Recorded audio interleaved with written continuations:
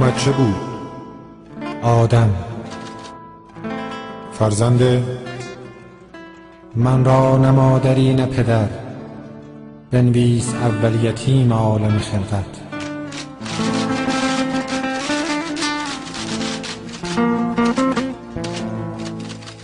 نام محل تولد بهشت پاک.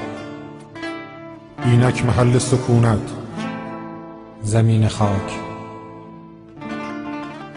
آن چیست بر گرد نهادی؟ امانت است. قدت روزی چنان بلند که همسایه خدا، اینک به قدر سایه بختم به روی خاک.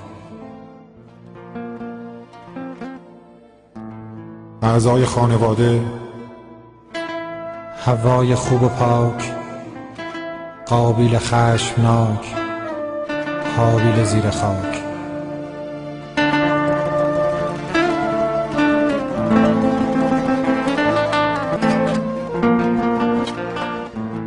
روز تولدت در روز جمعه‌ای به گمانم که روز عشق، رنگت اینک فقط سیاه ز شرم چنان گناه.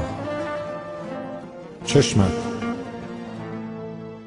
رنگی به رنگ بارش باران که ببارد ز آسمان. وزنت نه آنچنان سبک که پرم در هوای دوست، نه آنچنان وزین که نشینم بر این زمین.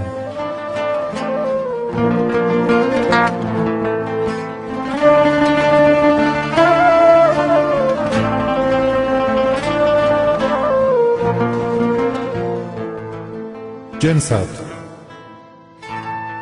نیمی مرا ز خاک، نیم دگر خدا. شغلت در کار کشت امیدم به روی خاک. شاکی تو خدا. نام وکیل آن هم فقط خدا.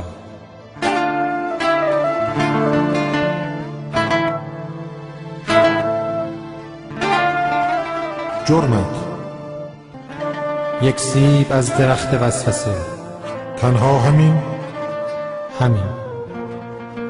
حکمت تبعید در زمین. همدست در گناه حوای آشنا.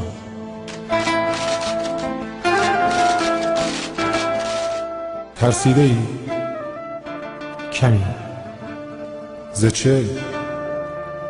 که شوم من اسیر خاک.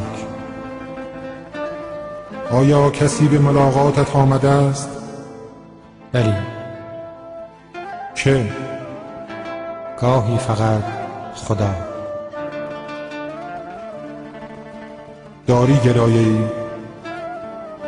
دیگر گلایه نه، ولی که چه؟ حکمی چنین، آن هم به یک گناه. دلتنگ گشتی؟ زیاد. برای که؟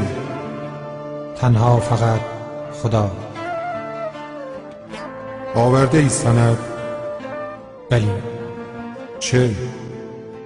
2 قطره اشک. داری تو ضامنی؟ بلی. چه کس؟ تنها کسم خدا. در آخرین دفاع میخوانمش چنان که اجابت کند دعا.